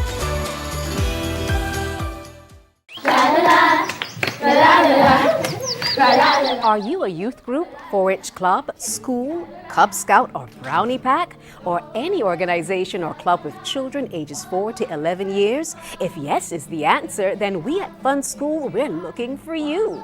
Let's have fun singing, dancing, listening to amazing stories, doing craft, and so much more. I'm such a kid at heart. But to be part of this fun and exciting new season of Fun School, just simply send an email to Alicia Alves Grant at aagrant@cbc.bb for further details. Fun morning, morning, morning. Good morning. Good morning to you. 26 minutes after 7 o'clock. It's always wonderful to have Dr. Paul Rouse in. He's a urologist. And today we're talking about very specific procedures that you can have done, once there are problems going on. Minimally invasive procedures. There are others that are quite invasive, so we want to make the delineation and share more with you. Good morning to you, Dr. Rouse. Good to have you with us. Good morning, Barbados. Thanks again for having me this morning. Today I thought I'll talk about more specifically about prostate cancer treatment, namely the surgical aspect of it, mainly because recently there's been a lot in the news about the diagnosis and the management of prostate cancer. Namely, I've had quite a few patients coming in and asking about multiparametric MRI, as the Americans have recently been pushing that as the diagnostic tool for or a more accurate assessment of the prostate compared to PSA in the digital rectal exam. And hence, once you've unfortunately had the diagnosis of prostate cancer, we then always have to talk about the treatment or the management of it. So today I would like to discuss radical prostatectomy. There's a little video clip, I hope it's not too graphic for our viewers, about what it involves. And it's mainly if you're diagnosed with prostate cancer and it's localized or confined to the prostate, we can offer surgery. We call that radical prostatectomy, which is the complete removal of the prostate. This is unlike the surgery for the benign enlargement, where we kind of core out the center of the prostate, whether it be laser or TURP or all the different techniques that are out there. Radical prostatectomy involves the complete removal of the prostate gland. It's indicated for cancer that's confined to the prostate, and there is a role when it has just started to spread outside the prostate, what we call locally advanced prostate cancer, in addition to other treatments such as radiotherapy. All right, so before we delve into that, we have to bear in mind that there are always people who are coming on board who need this information, who may not know. So let's run through quickly how you get to the place where you might need this laparoscopic radical prostatectomy that you're talking about. So, as we know, the prostate is a source of many problems. The most common that most men will encounter is lower urinary tract symptoms secondary to benign enlargement of the prostate, but also, unfortunately, if you look at the American figures, about 1 in 8 to 1 in 10 men will be diagnosed with prostate cancer throughout our lifetime. But once it is managed appropriately, and I must stress that once it's managed appropriately, your risk of death from prostate cancer is quite low. It's actually, according to the American figures, again, it's less than 1 in 25. So a lot of men will live with prostate cancer or having had treatment for prostate cancer rather than dying from it, provided you manage it appropriately. And I'm stressing that because, unfortunately, all too often, a lot of men are diagnosed. A lot of the times, unfortunately, like most cancers, this is picked up on screening. The common screening tool right now is PSA and the digital rectal exam by your GP. That is abnormal or elevated. You go off and you see a urologist like myself. Unfortunately, you then need to have a prostate MRI and a prostate biopsy ideally. And if you're diagnosed with prostate cancer, then we can start talking about the treatments. So that's really how you would get to the urologist in the first place. And then once we've had the discussion about the different options in terms of treating your prostate cancer, which includes surgery, then I either can offer men open radical prostatectomy, or in this case, a minimally invasive technique of laparoscopic radical prostatectomy. We want to share a little bit about how it's done these days through technology. You're able most certainly to do a whole lot more.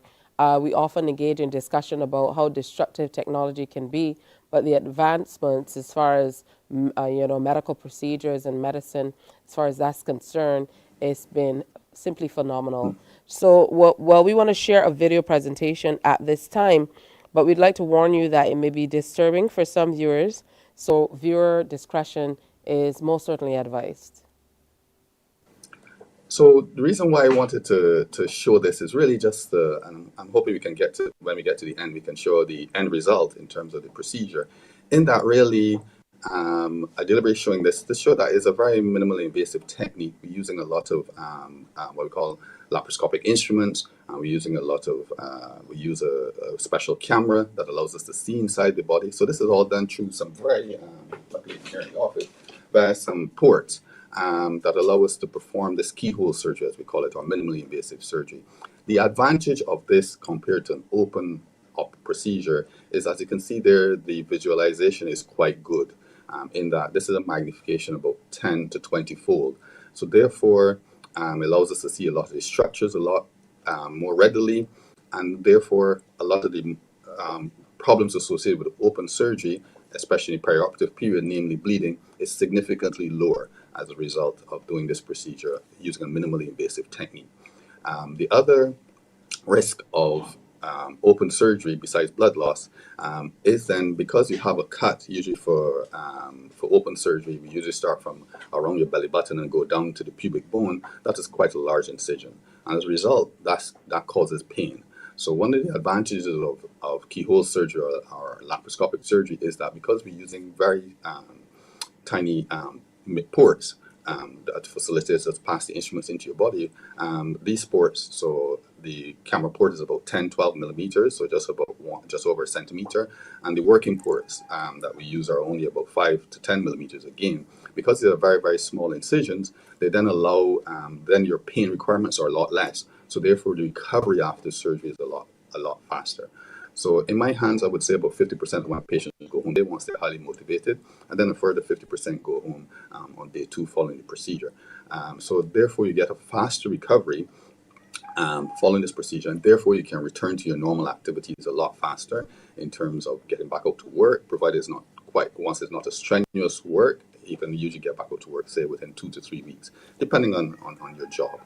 Whereas before, with an open procedure, you usually offer somewhere around 4 to 6 weeks before you can return to work. Laparoscopic and keyhole surgery promise to offer better functional outcomes, but really and truly, quite frankly, those functional outcomes, namely about erectile function and continence, is highly dependent on your surgeon's experience. So if you have a good open surgeon, a good laparoscopic surgeon, a good robotic surgeon who understand the procedure, understand the operation, then the outcomes, quite frankly, are similar. But because, quite frankly, most surgery now is performed, certainly in the States and in Europe, using laparoscopic or robotic assisted laparoscopic surgery, then obviously that's the more common surgery you see. But in the hands of a good open surgery, your outcomes are very good as well. So it really depends on the experience of your surgeon in terms of your functional outcome. So the whole idea behind this minimally invasive technique is cancer control, of course, but the perioperative advantages of reduced blood loss and therefore less need for transfusion, and then because you're getting you up, get you mobilized, get you home a lot more frequently, things like blood clots in the legs, deep vein thrombosis, pulmonary embolism, risk of heart attack and stroke are all, quite frankly, knock on wood, I really haven't had any of those issues since I've returned to Barbados because of that early mobilization, getting you home.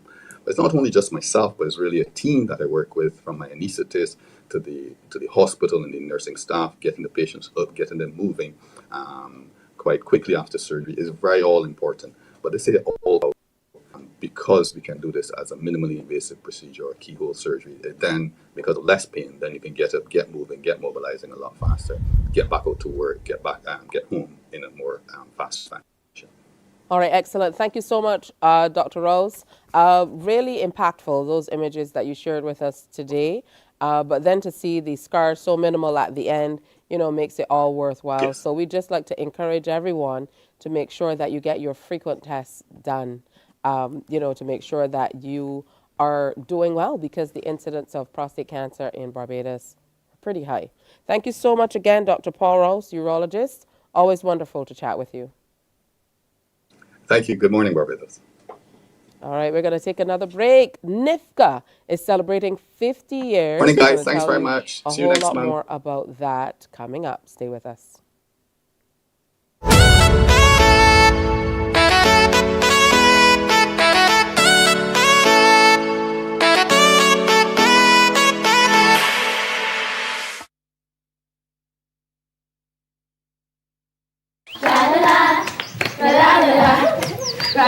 Are you a youth group, 4-H club, school, Cub Scout or Brownie Pack, or any organization or club with children ages 4 to 11 years? If yes is the answer, then we at Fun School, we're looking for you. Let's have fun singing, dancing, listening to amazing stories, doing craft, and so much more. I'm such a kid at heart. But to be part of this fun and exciting new season of Fun School, just simply send an email to Alicia Alves Grant at aa.grant@cbc.bb for further details. Fun School is back, and we're looking for you.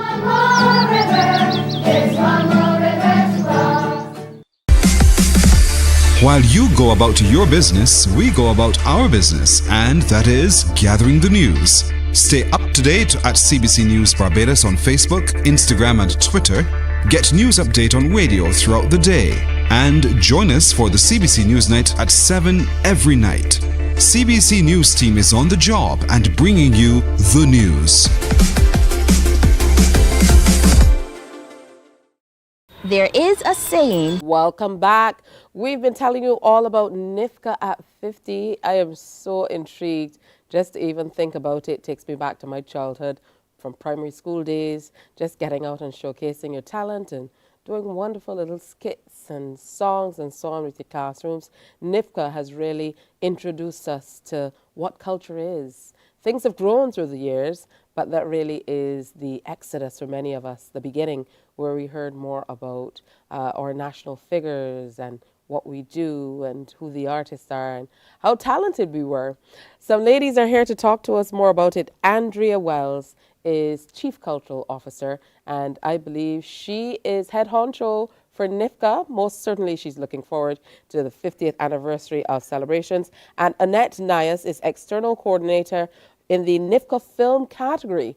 Good morning, ladies, and welcome. Good morning, Barbados. Good morning, Tisha. So wonderful to have both of you with us, again showing off with these gorgeous NIFCA shirts. The others were on with the black and gold earlier this week. So Annette, you are still news.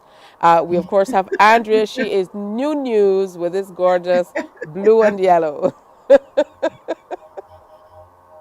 All right, so I'm going to start with you, Andrea.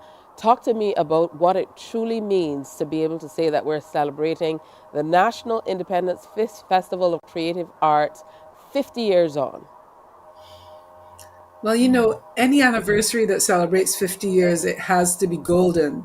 And in NIFCA, we've always encouraged people to come in and aim for the gold. It is that pursuit of excellence in NIFCA that has really defined this competition and this festival over the years.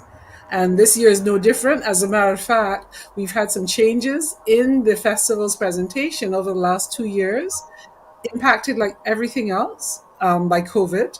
But now the traditional NIFCA is back with some innovations still. The festival innovates from year to year according to the needs of the community, but the community really has missed the traditional components of NIFCA, the competition, because it is also a part of development, and persons who enter the competitions, there's always a level of investment so that they come out more knowledgeable and better aware of how they can improve their particular art form by the end of the festival. Oh, that's beautiful. And if it's one thing that I've always felt about NIFCA is it truly is a community thing, and it has always felt as though it is, you know, there's something for everyone. If we go back as a throwback to the I think the original jingle, there might have been a jingle before this, but certainly of my generation, NIFCA is for me, NIFCA is for you, NIFCA is for all Bajans to show what they can do. So for you, Annette, I know that you've been working along with film for quite some time. But in the 50th year, we most certainly are stepping it up. I can't wait for the big launch to hear all that you guys have planned for the various areas that we'll be covering through NIFCA. Okay, so in film this year, we have 2 categories in which persons can enter. In the first category, there are the competitions. One can enter as a junior or an adult. Narrative fiction, documentary, music video, animation, for cash and incentive prizes, and the deadline for these entries in film is Friday, 23rd October. All this information can be found on our website, ncf.bb. All the details are there, and as well as the entry forms. In the second category, persons who may not have a film made can have a fun activity. This is a film challenge. The challenge is a 7-day one that lasts from October 27th to November 3rd. But the deadline for entries, that is the deadline, the registration indicates that you intend to enter, and it's very important that we have that. And that's Monday, 16th October to submit that registration form. Cash prizes for the challenge are $5,000 first prize, $3,000 second prize, and $2,000 third prize. Now, at the end of these competitions, there's a judging process, and as Andrea indicated earlier, they get a chance to sit and critique their films with the judges, all entrants. And we culminate with the screenings on Saturday 18th and Sunday 19th November. So that's how the festival will run in the category of film. Well, is this something that obtained before, where filmmakers were able to sit with the judges and kind of go over and critique their films? We do Has that every always year. been a part of it? Yes, absolutely. Oh, that's a And even fantastic initiative. earlier this year, we had for persons who've been entering the challenge, we had a workshop to more or less teach them. I encourage them, you know, to be more strategic, to use the time wisely, because it's 7 days that you have. There are secret elements that you're only told on the first day, and then you bring in your film on the 7th day. And I must say that I'm really proud of young Barbadians, because when we show these films, the public is always amazed that they only made them in 7 days. Wow, amazing stuff. Let's talk about all of the other categories that you can enter when it comes to NIFCA, because there are quite a few, Andrea. They are, but rather than getting into all of them, because we have 7 different disciplines, I want to spend some time building awareness about culinary arts. Registration is still open. Registration actually for the culinary arts has been extended until October 15th. That's this Sunday at 11:59 p.m., 1 minute before midnight. Please, people, don't wait until the last minute. Culinary arts, because Bajans love their food, has been a popular area of competition over the years. We attract a lot of schools and amateurs in particular, but that's where you really see the creativity of the average Bajan kitchen. We see some amazing work coming from persons who often just share those skills with their family members. So NIFCA allows them to take center stage and to take some sort of national spotlight on the day-to-day creativity of Barbadians in their kitchens. Persons who register early, only registered participants have access to workshops. As with every other discipline of NIFCA, the developmental component of NIFCA is really what sets it apart from other strictly competitive competitions. There will be 2 workshops being offered for registrants. The first one is Saturday, October 14th in the Pelican Room at the Palm Marine Hotel, the Gina Norma Holder Hospitality Institute, from 9:30 to 11:30 a.m. This workshop will be on presentation and product quality. Very important for persons who are kind of, fine-tuning those recipes and making sure they go all out to win the top prizes in NIFCA Culinary Arts this year. The second workshop, also open only to persons who've registered for NIFCA Culinary Arts, will be on the following Saturday. That's Saturday, October 21st, again at the Palm Marine. That workshop will be conducted by Chef Dane Sadler and will be teaching participants on the incorporation of local flours. As we know, there are many health benefits to using locally processed flours from the raw materials that grow in our environment. And so we're offering a special prize for best product using local flours. And therefore, because there are special characteristics of this, we wanted to offer a workshop so persons who are interested in experimenting can get the best tips to doing so towards creating the best possible unique entry for NIFCA.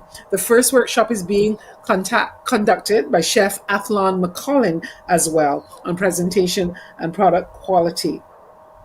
Now, this year's competition, we have revised it somewhat. There are 5 specific areas of participation in the NIFCA Culinary Arts. Bajan Sweets and Treats, that's our own traditional Barbadian confectionery.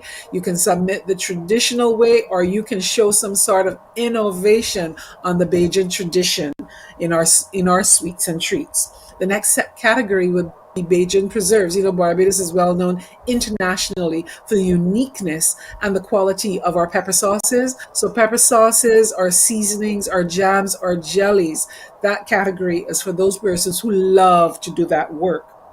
The third category, Bajan baked goods.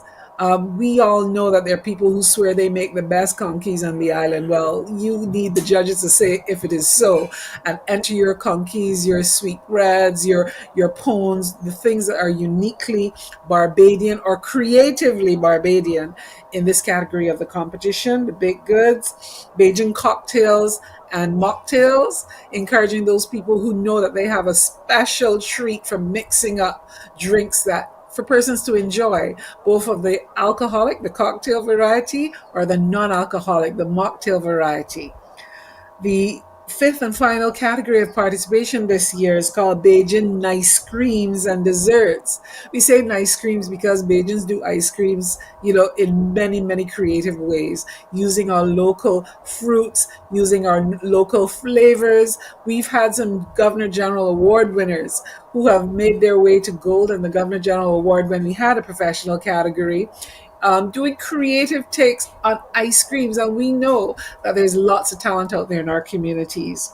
We are also encouraging persons who love a twist on the Bajan dessert, that special sweet treat that comes at the end of a great meal. We've had people entering cheesecakes with a special twist. We invite them to encourage those flavors that are uniquely Barbadian and Caribbean. So there's something for everyone who loves to show what they can do in the kitchen. Overall, there is a prize that can be adjudged across any of these competitions. And you may ask how, but our creative chefs know how. A prize for best use of local flowers. And we know we've seen entries in the past where our local flowers are used in cocktails, in ice creams, but also in the expected baked goods and sometimes even in the Bajan preserves. So that workshop, those of you who register early enough can enter the workshop and fine-tune your experimentation. We're looking forward to persons coming and going for the gold in this year, NIFCA's golden anniversary. 50 years of NIFCA culinary art. In the culinary arts this year.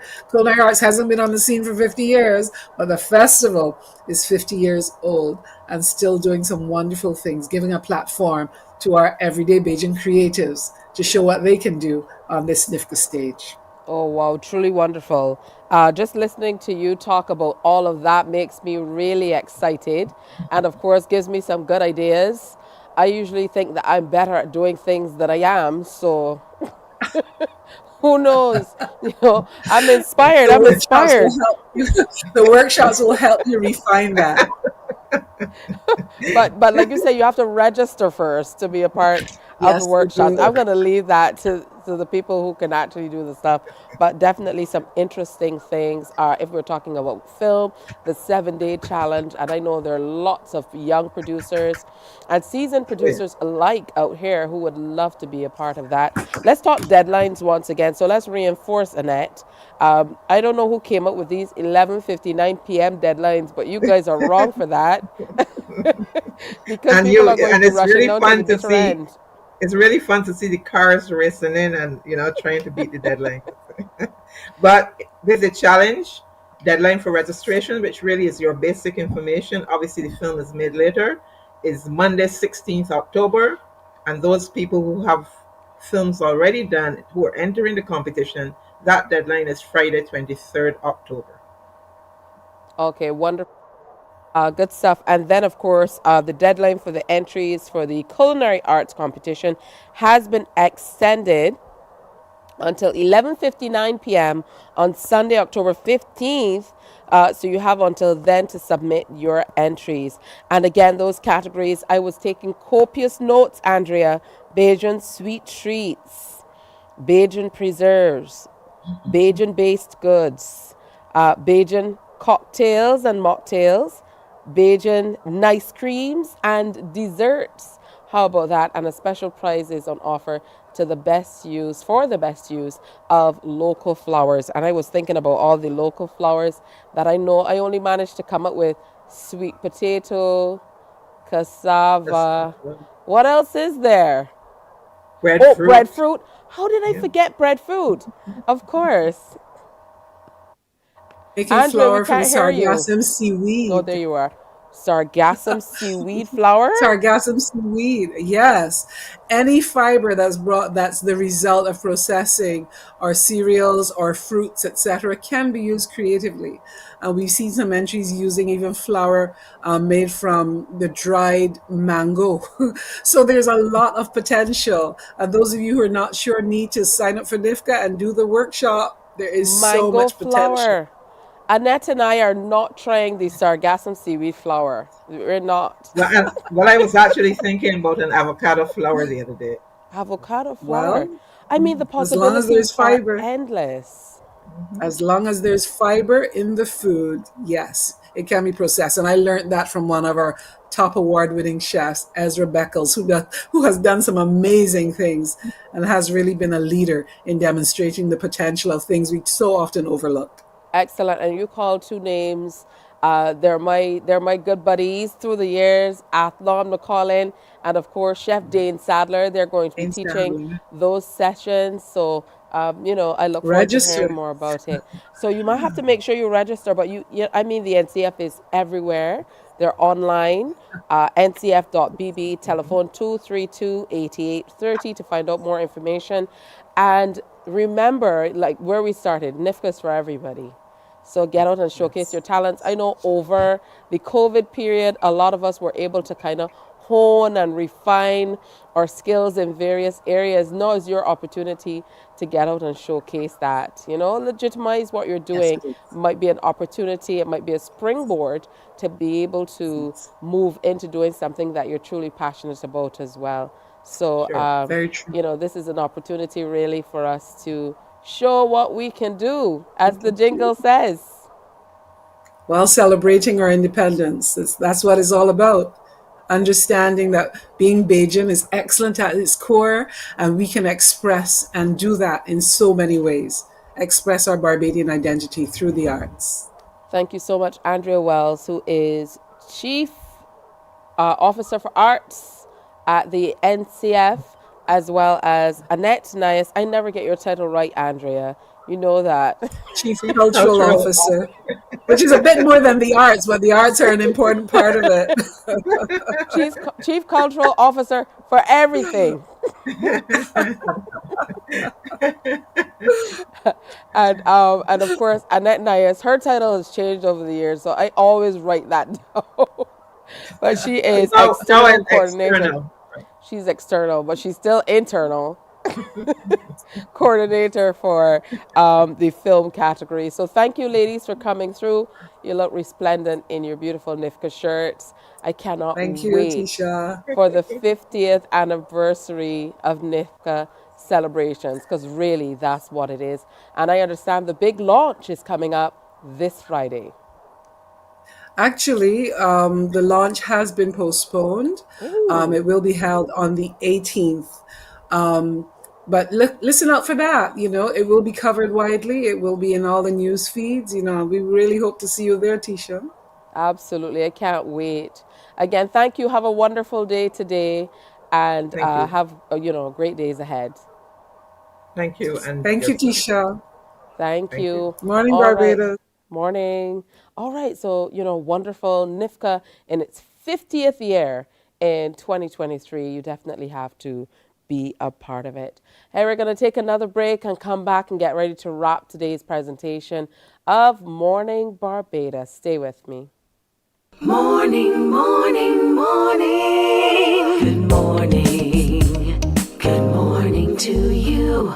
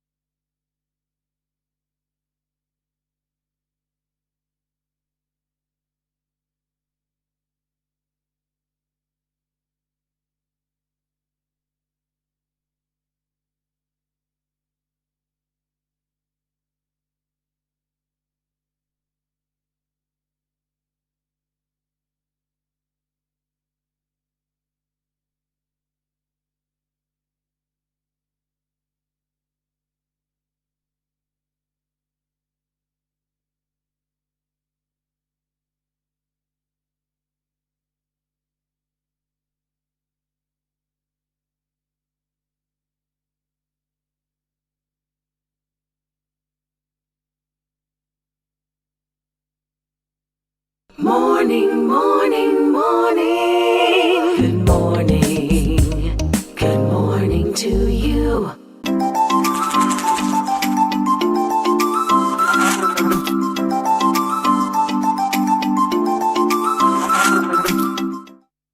Well, in today's social media buzz, a popular TikToker asked a question that I found really interesting. What did older people do before the internet to find out information? And talk show host Sherry Shepherd had the best answer I've seen. This is a genuine question to like older people. What did you do before you could look something up? Like if you saw someone and you were like, oh, they remind me of that actor. What was that? What's his name? Like, and you couldn't, and none of your friends knew. Would you go to a library? Okay, without Google Maps. Like I know that there was MapQuest, but before that, like genuinely, what would you do? Would you just accept not knowing? Like I would, please stitch this and tell me because I genuinely do not understand how I would survive. There's a new trend on TikTok. People from younger generations are asking how we used to find information before the internet. Before the internet, we had something called Encyclopedia Britannica. And I know the young people might say, oh, that looked like Game of Thrones. No. The Encyclopedia Britannica was our internet. It was like 20 books from A to Z. And we did not get them all at once because it was too much money. So you had to pay per letter. So I never did any book reports that started with a T because we never had those yet. If you had encyclopedias in your house, you were the bomb family. And if you got the kids edition of the Encyclopedia Britannica, they say you was rich. We had things called phone books. It was called the Yellow Pages. You can find anybody, I don't care. You can find Elvis Presley and Tupac. Before the internet, you would also do things like ask people. Do you know who Siri and Alexa were? My Auntie Gloria, that's who. Get on that phone and call Auntie and ask Auntie, because in between smoking a cigarette, she knew everything. You know what we did before we had GPS? We had Thomas Guide. Every city had a Thomas Guide. And also, just didn't have a Thomas Guide to tell you where to go. You had to have a passenger in the seat next to you. That was your GPS, that passenger in the seat. You know what else we did before GPS? Your daddy did things like stop at a gas station and ask for directions. Oh, definitely some funny stuff. A wonderful note on which to say bye for today. Coming up tomorrow, we're going to tell you more about NIFCA in its 50th year. As we continue, we're going to tell you, too, about some exceptional young people all across Barbados, as we love to do. And the Barbados Jazz Excursion and Golf Weekend is here. We're encouraging you to go out and get your tickets. It's October 12th to 15th right here in beautiful Barbados. Some of the biggest names in jazz and music will be a part of it at some of the most beautiful spots across the island. So we're going to tell you more about that too. For today, make sure you wear your smiles, do something nice for someone else, and come on back tomorrow. Have a great day today. Bye-bye. Wake up, wake up, wake up, wake up. Barbados, get up. Good morning. Good morning, Barbados. Good morning. Good morning to you.